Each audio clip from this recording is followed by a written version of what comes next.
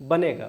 Indus valley civilisation के बाद आपका आता है वैदिक पीरियड। वैदिक काल आपको पढ़ना है। वैदिक काल में आपको लिटरेचर को स्पेशल फोकस करना है कि वैदिक काल में ऐसे कौन कौन से लिटरेचर का निर्माण हुआ, कौन कौन सा ऐसे लिटरेचर बने, जैसे ऋग्वेद हो गया, अथर्ववेद हो गया, सामवेद हो गया, उपनिषद हो गया, आरण्यक हो गया, ये सारी चीज़ों का आपका नॉलेज होना चाहिए। उसके बाद अगर आप बात करें एंशियंट में तो आपको महाजनपद का नॉलेज होना चाहिए।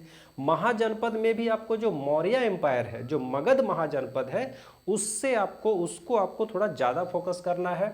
फिर आपको लिच्छवी वंश के बारे में पढ़ना है, गुप्ता वंश के बारे में पढ़ना है, हर्षवर्धन के बारे में पढ़ना है, चोला के बारे में पढ़ना है, राष्ट्रकूट के बारे में पढ़ना है। ये जो मेन टॉपिक है, अगर आप इतना टॉपिक को पढ़ लेते हैं तो आपका लगभग हिस्ट्री आपको मोटा मोटी जो भी है कवर हो जाएगा। उसके बाद आपको देखना है इंपॉर्टेंट बैटल्स, जितने भी इतिहास में जितने भी युद्ध हुए हैं, चाहे वो आपका बाबर के साथ युद्ध हो, चाहे वो आपका पानीपत का युद्ध हो, चाहे वो आपका अन्य जो पलासी का युद्ध हो, चाहे वो कर्नाटक का युद्ध हो, जितने भी युद्ध हुए हैं वो सभी युद्धों का डेट और किसके किसके बीच में हुआ, ये आप एक नोट्स बना सकते हैं। उसके बाद अगर मेडिवियल पीरियड में हम देखते हैं तो मेडिवियल पीरियड में आपको अरब इन्वेंशन, हमारे देश में जो भी अरब से आक्रमण हुए हैं उन आक्रमणों को आपको देखना है।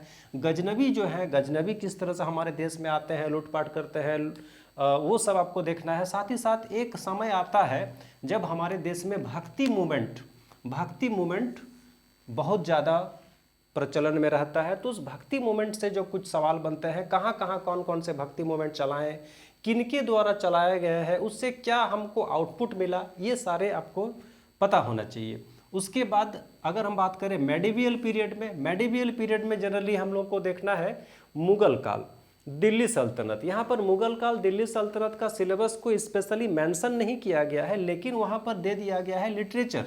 तो इसका मतलब हमको समझ में आ रहा है कि मुगल काल के समय पे जितने भी लिटरेचर बने हैं, चाहे वो अकबर के द्वारा बनाया गया, शाहजहां के द्वारा बनाया गया है, या उनके कोर्ट में रहने वाले जो कवि लोग थे, चाहे वो अमीर खुसरो का बात करें, चाहे फैजल का बात करें, उन लोगों के द्वारा जितने भी कविता, कहानी, ऑटोबायोग्राफी, जीवनी जो भी लिखे गए हैं वो सब लिटरेचर में आता है। And you must have knowledge about that literature.